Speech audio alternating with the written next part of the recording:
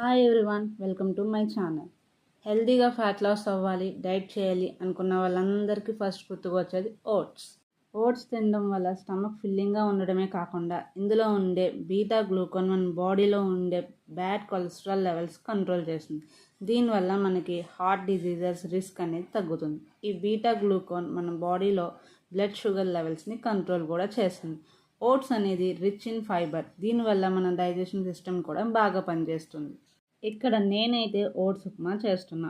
ఓట్స్ని కొంచెం dry roast చేసుకొని mixie జార్లోకి తీసుకోవాలి. కొంచెం చల్లారాక జస్ట్ 1 పల్స్ గ్రైండ్ చేసి పక్కన పెట్టుకోవాలి. ఇప్పుడు కడాయిలో ఆయిల్ ఆర్ గీ వేయాలి. నెక్స్ట్ మనం ఉప్మాకి ఎలా అయితే తాలింపు వేసుకుంటామో అలాగే వేసుకొని కాస్త మగ్గనివ్వాలి. ఇందులో ఇప్పుడు ఉల్లిపాయ, పచ్చిమిర్చి వేసి కాస్త వేగనివ్వాలి. ఇప్పుడు ఒక గ్లాస్ ఓట్స్కి 1 గ్లాస్ వాటర్ వేసి కొంచెం మరిగాక పసుపు, సాల్ట్ వేసి ఒకసారి కలపాలి. ఇప్పుడు ఇందులో ఓట్స్ పౌడర్ వేసి కలుపుకోవాలి. 1 to 2 మినిట్స్ లో ఫ్లేమ్లో ఉంచి కుక్ చేసుకొని స్టవ్ ఆఫ్ చేసేయాలి. ఈ ఓట్స్ ఉప్మాని మీరు ఎయిదర్ బ్రేక్ఫాస్ట్లో కానీ డిన్నర్లో కానీ తీసుకోవచ్చు.